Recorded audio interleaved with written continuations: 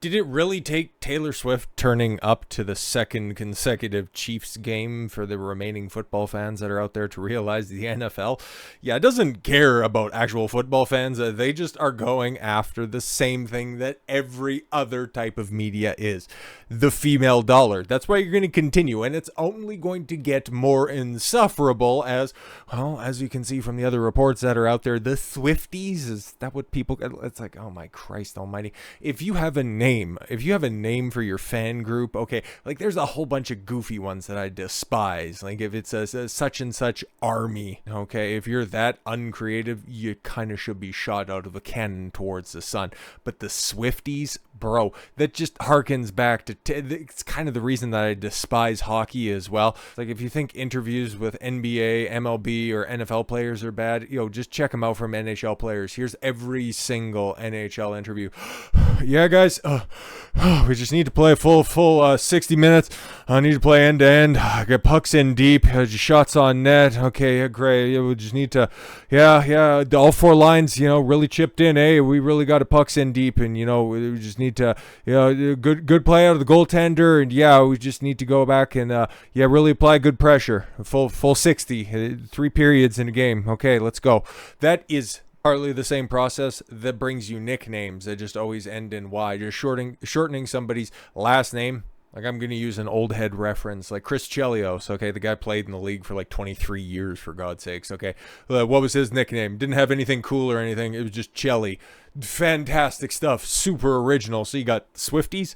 You got, for Taylor Swift, you got Swifties. Oh, God, it's just terrible. But no, the NFL is just going to go ahead and placate to those because they've kind of had stagnant in-stadium audiences. So if Taylor Swift's going to continue to go around and chase her second at this point in time, Travis Kelce, people are going to turn up to the games, and that's why they're going to continue to show her on the jumbotrons in the stadium and then continue to cut away to her on the screen. So, if the Chiefs are going to be turning up in your neighborhood, make sure that you buy tickets so you too can get a sneak peek of a mid-6. Like, what are we doing? These Taylor Swift cutaways during Chiefs games have got to go. Diehard football fans fume at NBC regularly showing pop superstar in the stands amid her romance with Travis Kelce. Yeah, I turned off. Like, NFL, it's always been the most difficult sport to watch because they have so many goddamn ads. Okay, there's so little action that's out there on the field. And hell, I'm a diehard MLB fan, and I still haven't watched a game in a long time because I got better things to do. But just the amount of commercial breaks in between drives, like it's especially terrible in the first few quarters. But man, just think the amount of time that you could actually be getting expert analysis. You got to cut away to see what a 33-year-old professional whore is talking about in the box. Like, who the fuck cares? Diehard football fans are turning into the Jets-Chiefs game on Sunday, were left frustrated by the fanfare surrounding Taylor Swift and her new boyfriend Travis Kelce. Oh my God. Football fans don't give a fuck, but you know who does? The people who read this stuff. The people who tune into the game just to catch a glimpse of their favorite artist. It's wild. While the NBC broadcast numbers were given a huge boost by the presence of Swift in the stands at MetLife Stadium. And yeah, last week's Chiefs, I forget here, the Bears, right, they were playing the Bears. The Chiefs-Bears game ended up drawing a bigger rating than anything else because Taylor Swift was going to be there, guys. And then once they realized that she was there, more people tuned in. Probably not to watch the game, but to just see the reactions. That's why they laid it on heavy this time around. Football fans took to social media in droves to share their thoughts, with one writing, "Please don't play Taylor Swift on your TV drinking game. You'll be hospitalized." Oh my God, I hate that. Like those, for as bad as the nickname for hockey teams can be, the lack of originality on those squads. Okay, the whole, if you're doing a drinking game, you're gonna need a liver transplant. Those are the most hack jokes around right now. They're even worse than yo mama jokes. But yeah, there's a Taylor Swift cutaway. Okay, cool, fantastic. These Taylor Swift cutaways during Chiefs games have got to go. Somebody on the Chiefs scores a touchdown, show the players on the TV, show Taylor Swift. I would be pissed. Oh my God, you're just trying to see the teams do a celebration, and then all of a sudden you get cut away to a soy face. Like, what the fuck, bro? I would be pissed. But then again, I don't watch this shit. Given it was Isaiah Pacheco scoring the points rather than Kelce, some fans were left furious, claiming that they should have instead showed the players celebrating on the field. But again, they don't care about you. They really don't care about you. But also, as a bit, this might be subverting your expectations because frankly, yeah, I don't care about Travis Kelce. I don't care about Taylor Swift. I think that Travis Kelce will just do whatever his accountants tell him to do. You know, as long as the check cashes, he will be there to shoot. We've seen it with Bud Light. We've seen it with Pfizer. Like, the guy will just sell out at the drop of the hat. If there's enough commas in the number, he'll be there for that. And then also him glomming on to one of the most legendarily poor selection or desperate homie hoppers of all time. Like, her greatest hits album just reads as a partial body count self-report. Like, why would you publicly claim her? Okay, you're Travis Kelce. You are the second most popular person on the reigning and defending Super Bowl championship team, and you have a good shot of making it back to that game multiple times in the next 5 years. Like, what are you doing? You don't need to play second fiddle to somebody who you are invariably gonna dump. Like, all of this fame that you're catching right now is only gonna end up being a liability. See the red flags that are manifesting. And yes, this is why I give a fuck about this in some form or fashion. Like I said, Travis Kelce, Taylor Swift, don't give a fuck about them. Don't listen to the music. Don't watch the football games. That's my modus operandi on this. I'm just seeing some red flags that I think you guys might find interesting as well. Taylor Swift cheers for Travis Kelce at the Jets-Chiefs game with Sophie Turner. There we go. And Blake Lively. Oh no. And Ryan Reynolds is also there. And oh no, if you guys are all palling around together. I like Blake Lively. She was one of those, okay, for everybody who back in the cut back when there were actual movie stars, or at least people that you could point to in Hollywood and that actually had a name behind them. For whatever reason, you know, Blake Lively, yeah, that was the go-to. She was just, had a great body and a really, like, oddly cute face. Like, can't quite describe it, but yeah, she was that bitch. And by all accounts, Blake, and even though that's a man's name, and Ryan have somewhat of a successful relationship. Why are you hanging around with a party girl and somebody who is perpetually single and always writing about her next rebound? That's not good. That's really not conducive to a healthy relationship, and that's what I want to point out on this one. 4 months after Taylor Swift rocked the New Jersey venue with her Eras tour, she returned to support rumored beau Travis Kelce as the Kansas City Chiefs take on the New York Jets. Swift was spotted arriving at the stadium on Sunday evening alongside pals Blake Lively, Ryan Reynolds, they're in a successful relationship, Hugh Jackman, and Sabrina Carpenter. Oh, Hugh Jackman, who is going through a divorce himself. Oh no, this is not good. The anti-hero singer? I don't know that song. Okay, she sings it. Fantastic. Don't know. When I hear anti-hero, I think Vegeta, okay? Who wore high waist. I don't care what she wore. Like, if it's not your man's jersey, I don't fucking care. Kelsey's mom, Donna, and Chiefs quarterback Patrick Mahomes' wife, Brittany Mahomes, who is, oh my God, if you want to know another giant red flag, that bitch right there. Also chatted with the musician and her pals. Yes, of course, being a clout chaser. And there's Sophie right there. I thought you wanted your kids so bad, but you needed to turn up and get midday drunk in the Meadowlands. Okay, fantastic. I would hate being Ryan Reynolds. And to contrast that as well, like, I know Ryan Reynolds he's somewhat of a movie star as well. I don't like the Deadpool movies. I haven't watched them, so I'm kind of indifferent on those. Watch Blade Trinity. He was in that. I watched it. No. Oh, Van Wilder's funny. Okay. Like I said, I'm an old head when it comes to movie and, sports references as well. Like, he just looks like he's having a miserable time, and I would too with that many hens clucking in a fucking box like that. Like, Christ almighty, okay? And Hugh Jackman checking his phone, and Ryan looking like he would rather be anywhere else, and it's like, oh my God. And I want to punch whoever has that LeBron Ultimate Warrior t-shirt in the background. It's like, that is super disrespectful. And if your girl, or somebody who you're claiming to be a girl, or your girl rather, is constantly being shown with a bunch of mixed drinks as well, also standing next to, there she is, Sansa Stark, who's probably making sure that her double-double is on the way over, okay? But guys, they're just having fun. Their relationship is just getting started. But here's the problem. Here is the obvious problem that's right there, and I'm focusing in right on that dude right there, Ryan Reynolds, okay? He is palling around. Him and his girl are walking a tightrope when it comes to this stuff, okay? Being around people that are divorced is a high indicator of future divorce, okay? You didn't think I was also going to take that direction as well, hey? Again, it's information that's out here. Divorce statistics in 2023, so this is brand new information, guys, and it's really not good. Most people have heard that half of all marriages end in divorce. It's not really that bad. It's a little bit different. It's 40%.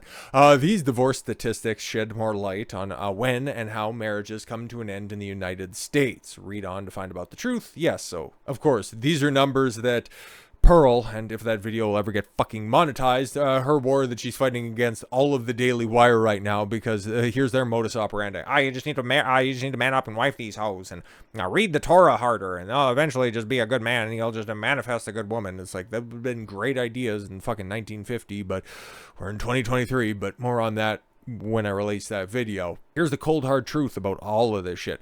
In 2021, a total of 689,308 divorces occurred across the 45 United States that report the stats. During that same year, 1,985,072 marriages occurred, making the United States marriage rate 6 per 1,000 people. It was, oh my god, a couple of years ago, I thought it was 4 in 1,000, and that was the lowest ever recorded. Like, ever, not like during a certain time frame. It was just ever recorded. So I guess that's better. Is that better? Okay. Far more people get married over the course of each year than get divorced. But these divorce statistics show what happens to marriages that end and when and how couples decide to end them. Okay, how many marriages end in divorce? So what about the famous stat that half of all marriages end in divorce? That's true.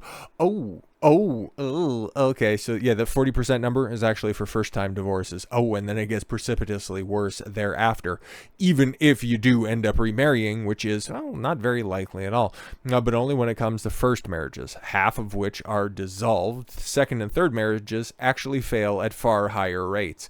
When marriages do end, usually some time passes since the first wedding. In fact, the average length of a marriage prior to divorce is 8 years. So that whole idea of the 7-year itch, you've probably heard that one before. Yeah, it's normally about the time where those ideas that, oh my god, maybe I can do better. Okay, just think about that as well. Think about this. It's normally about the time where you can, pop out a kid or two, or they get into diapers, or, okay, they get in and out of diapers, and then they get into school where they have other things to do, and then, the wife ends up looking around just going, well, I'm still relatively attractive because, well, okay, I don't know if they get to this. I'd imagine they would, but the age of first marriage in the United States, I'm pretty sure this is either for 2020, I think it's for 2022. Okay, the age of first marriage for a man is 30 and for a woman is 29. So yeah, take 7 years on that one. And what is everything pushing right now? Oh, you're still beautiful in your girl, you're just hitting your prime when you're in your 30s. And oh my god, 40 is the new 22, when in actuality that the mush is long set in at that point in time. No, they just continue to crank out all of this propaganda. And well, if you also have other friends that are also thinking along the exact same lines, birds of a feather, right? When marriages do end, divorce takes time, rather. Okay, how long does divorce take and how much does it cost? A lot. Contested divorces usually take over a year to finalize. Yes, that's contested.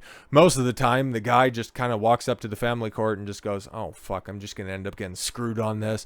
How much am I going to have to pay for child support? And can I get every other weekend? No. Okay, I got to fight for that. Great. And then that ends up in contestation. And that's what all of these blue-pilled idiots want to go out there and say, well, actually, if a guy fights for it, he can get half of the time, the stats on that are starting to change.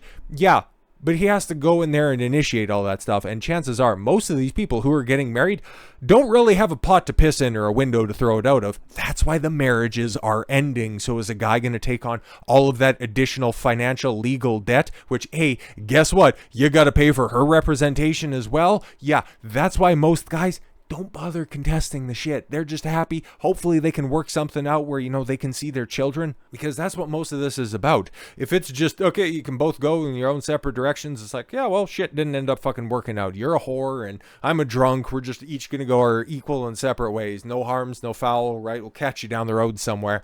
That's not normally how this shit goes. It's a long drawn out battle. Some kids are involved. Some money's going to eventually have to change hands. And that's what we're seeing right now with, oh, look at that, Sophie Turner. Keep that in mind as well, with everybody that was palling around in that box, just looking all so happy with no kids in sight. Weird. But yes, although simple divorces can be completed in as little as 3 months. Yeah, that's if there's no assets to divvy up, if you guys are just, both destitute and shit just didn't end up working out. That's a small fraction of actual divorces and the reason why they dissolve. Anyways, divorce comes at a big cost, with couples spending an average of $7,000 to dissolve their union, which is, that's free and it's It's holy and you should just stick it out. Many who divorce don't give up on the institution of marriage. Okay, a total of 64% of men and 52% of women. Yeah, because of course, if you're going to be getting paid off as a woman, well, you could just cohabitate with somebody. You don't want to lose out on all of those cash and prizes, at least for the 18 months when you have a kid or something like that. And then yeah, once the child support dries up, well, we'll see. Maybe they'll re-enter the whole marriage pool, and the guy that you're shacking up with and living with for who knows how much time.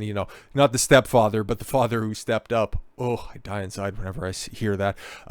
Yeah, maybe you'll do that then. Okay, get married again after the marriage has ended. Okay, crude divorce rates versus refined divorce rates. Here's where things start to get interesting. When considering the divorce rate, it is helpful to understand that there are two different measures used. The crude divorce rate refers to how many divorces occur per 1,000 people. Refined divorce rates refer to how many divorces occur per 1,000 married women. Why are you going off married women? The refined divorce rate is often believed to be more accurate. Yes, of course, because we always need to take the women's side of this. When measuring on a per population basis, changes in marriage trends could affect the data on rates of divorce. However, as a growing number of same-sex couples marry, divorce statistics based solely on divorces per married women may also become less relevant. Yeah, I'm just saying, you're probably dealing with a fringe set of data from a fringe set of people. So yeah, might not say that the data is 1-for-1, like 100% on point, but it's going to be pretty goddamn close. Trends in divorce have changed over time, with the number of people dissolving their unions decreasing. Yeah, because fewer people are getting married. The divorce rate has decreased from a rate of 4 to 2.5 since 2000. But yeah, it's also coming back up. Interesting. In 2000, a total of 944,000 divorces and annulments occurred. Crude divorce rate was 4 per population. By 2021, it had fallen to 2.5 per 1,000. That is just 689,308 people divorcing that year. The marriage rate has declined too. There you go. Dropping from 8.2 per population in 2000 to 6 per population in 2021. And there you go. That's the inside the numbers analysis on that one. Fewer people are getting married. Fewer divorces are happening. Yeah, because fewer people are getting married. Okay, let's get into the nitty gritty.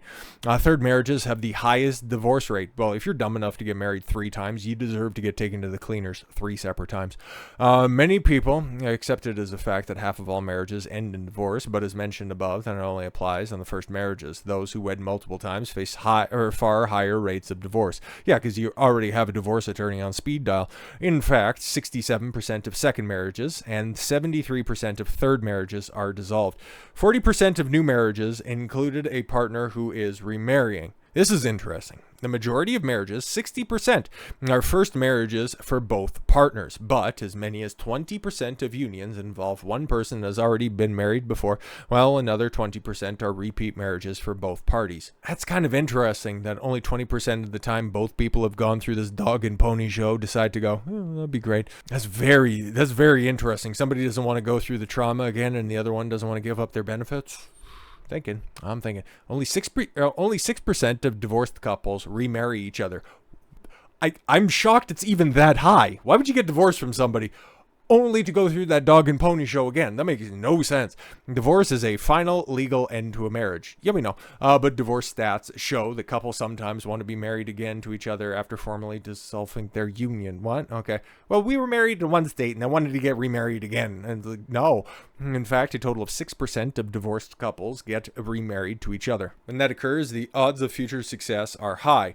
Yeah, this is where it gets really interesting. A full 72% of reunited couples remain married after reuniting, which looks to be stronger than any other type of marriage. But yes, divorcees are also more likely to die earlier than married couples. It's almost twice as much, 1,363 per 100,000 divorcees compared to 779 per 100,000 for married couples. Divorced men bear the brunt of this increased risk, with mortality rates 1,772 per 100,000. Compared to divorced women who will just continue to bitch and whine and nag at you until the end of time, 1,095 per 100,000. Majority of divorcees own their home. Wow, imagine that. Because, yeah, why would you get married to somebody who doesn't have any assets to begin with? Decisions about the family home have some of the most contentious when marriage ends and a property settlement is determined. This is a common issue that must be resolved, as 53.4% of people divorced in 2022 own their own homes. Just 46.6% were renters. Interesting. But here's where we get into the skinny on this type of stuff, okay? Wanted to lay the groundwork before we get into why do people divorce? And why was I bringing up those celebrity examples to begin with? Because, well, celebrities are also legendary for their high rates of divorce. Like, you can only think of Kurt Russell and Goldie Hawn never actually got married, and they've just been together for forever, okay? Like, unless one male star ends up just, marrying an absolute nobody, I can't think of another high-profile example of anybody shacking up for a long term. So, couples who live together before marriage are more likely to divorce. Yes, you always hear that, and that's why you guys should probably live in different places, but that's just my opinion. Total of 57% of couples who did not cohabitate prior to marriage had a union that lasted 20 years or more, compared with just 46% that did not live together before tying the knot. Interesting. Many factors could explain this, including the fact that couples with stronger religious beliefs may be both less likely to live together before marriage and less likely to divorce. Interesting. Having friends who are divorced increase your risk of divorce. Here we are. Here we're right at that nugget that I wanted to bring up specifically. Marital stability within a couple's social network also plays a role in whether their unions last. Couples who have friends who divorce have a 75% increase in the risk of their own marriage ending. I can't underscore that anymore. 75% chance increase. Even couples with 2 degrees of separation from divorce still have a 33% greater risk. So if your girl's friend or her sister, your friend or her friend's sister has a divorce, that's going to have a ripple on you. It starts to make sense why I wanted to bring in the friend circle when discussing the Taylor Swift, Travis Kelce situation. Most common reasons for divorce: a lack of commitment is the most common reason for divorce. Yeah, lack of commitment. You can't quite pay the bills anymore, so I'm going to be out of here. I was just an angel the entire time. He was toxic, okay? 75% of individuals and couples cited lack of commitment, the most common cause for a marriage ending, exceeding even infidelity. Yeah, exactly, because what do women prioritize? A financial security, as opposed, if the guy's high enough value, they'll go ahead and forgive some infidelity. 60% of divorced couples cited infidelity as a reason for their divorce, but not the leading one. Infidelity was another leading cause of divorce, with 60% of couples citing a partner's unfaithfulness as a reason their union ended. Domestic abuse prompts a divorce of 24% of cases. 24%. No, it's just men are abusive all the time. Well, what kind of abuse? Because immediately, whenever some bitch brings that shit up, what's the immediate thing that comes to mind? You get the fuck back in the kitchen.